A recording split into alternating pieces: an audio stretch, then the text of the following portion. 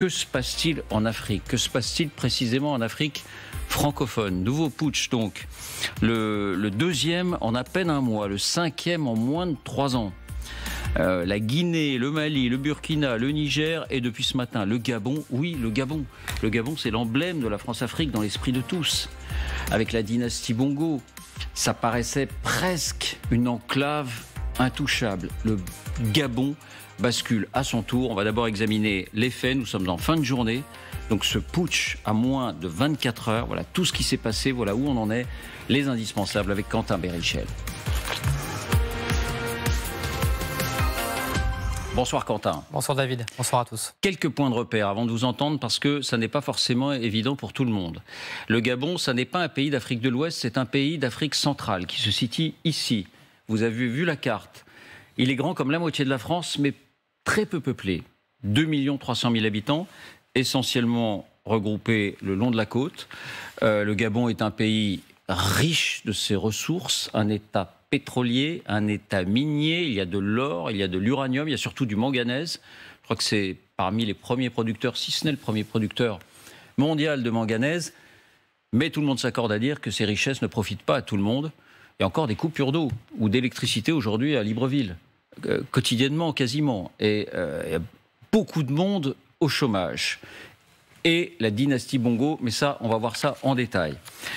Quentin, d'abord, où en est-on ce soir au Gabon?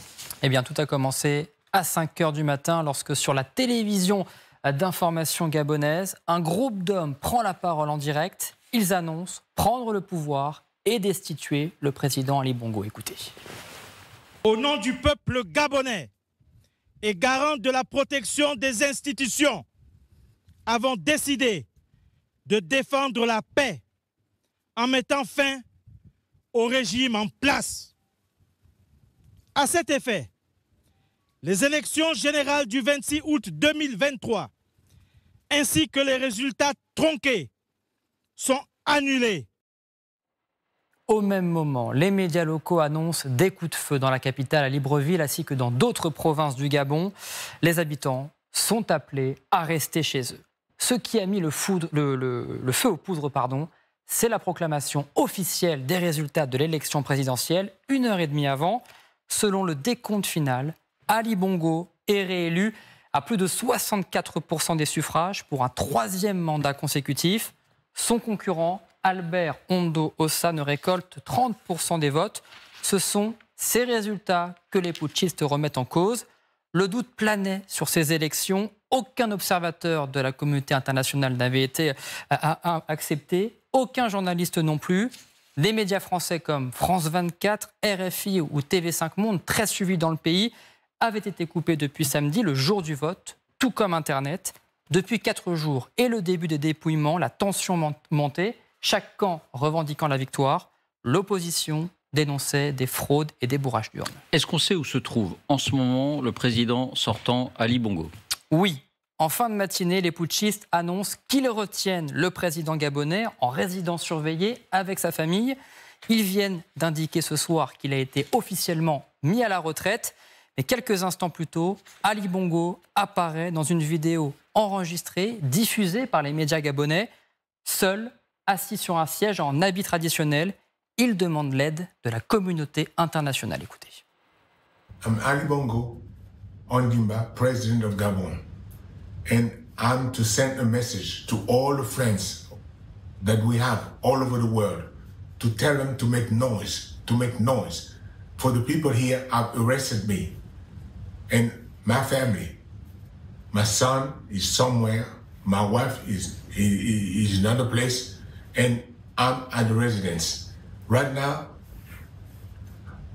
I'm in the residence and nothing is happening. I don't know what's going on. So I'm calling you to make noise, really. I'm thanking you. Est-ce qu'on sait qui est l'homme fort de ce putsch et donc peut-être désormais l'homme fort du Gabon? Oui, le voici. Il s'appelle Brice Oligui Nguema. C'est le chef de la garde républicaine au Gabon. Autrement dit, le chef des hommes qui assuraient la sécurité en personne du président Ali Bongo ainsi que de sa famille. C'est un militaire de carrière qui assurait déjà la sécurité d'Omar Bongo, l'ancien président, jusqu'en 2009. Mais il a retourné sa veste. Il n'apparaissait pas dans les vidéos des putschistes jusqu'à maintenant. Mais depuis ce matin, plusieurs images le montrent porté en triomphe par ses collègues de la garde républicaine dans les rues de la capitale. Son nom est scandé par les habitants. Contacté par le journal Le Monde ce soir, il confirme qu'il est à l'origine du coup d'État. Il y a une grogne, indique-t-il. Et au-delà, il y a la maladie du chef de l'État. Il fait référence à l'accident vasculaire cérébral d'Ali Bongo qu'il avait eu en 2018. Il continue. Il n'avait pas le droit de faire un troisième mandat. La Constitution a été bafouée. L'armée a décidé de tourner la page. Pour certains spécialistes, il s'agit plutôt d'une guerre de clans. Écoutez à ce propos Vincent Hugeux, grand reporter spécialiste de l'Afrique. En réalité, vous avez une guerre de clans qui s'est cristallisée autour de deux personnages de l'entourage d'Ali Bongo. Son épouse, Sylvia, née Valentin, qui était la fille d'un assureur français bien connu sur la place. Et puis également le fils que Sylvia et Ali ont eu, l'un des deux, en tout cas, qui se prénomme Nourdine, et dont l'ascension commençait à susciter beaucoup de crispation chez les caciques du Haut-Ogooué. Donc en fait, c'est un règlement des comptes à la Borgia, beaucoup plus qu'un coup d'État à la sahélienne. C'est sur le plateau de Bénédicte de Châtelier tout à l'heure. Y a-t-il des indices qui laissent penser que la population soutient ou au contraire réprouve ce putsch? C'est difficile à dire, David, ce soir. Sur les images de joie relayées en nombre et sans doute encouragées sur les réseaux, on voit à chaque fois plusieurs centaines de Gabonais dans les rues. Sur celle-ci, les chars de l'armée semblent être applaudis sur leur passage. Sur d'autres images, certains habitants scandent le mot « liberté ». Écoutez.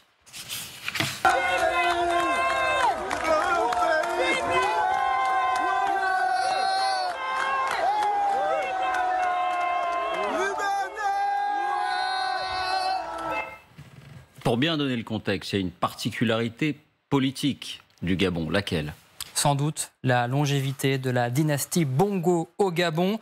Elle commence il y a plus d'un demi-siècle, il y a 55 ans, en 1964, au lendemain de l'indépendance. Omar Bongo, le père d'Ali Bongo, est vice-président, mais dirige de fait le pays après la maladie du président Léon Mbemba. 3 ans plus tard, en 1967, il est élu président et dirige d'une main de fer le pays. Il devient surtout un pilier de la France-Afrique. On le voit ici lors de ses nombreuses visites d'État à Paris, mais également à Libreville, avec le général de Gaulle, Georges Pompidou, Valéry Giscard d'Estaing ici, ou encore François Mitterrand. Les premières contestations dans le pays arrivent dans les années 1990, à chaque fois durement réprimées. Après 6 mandats consécutifs, Omar Bongo meurt en 2009, et c'est tout naturellement que son fils, Ali Bongo, reprend le pouvoir après des élections.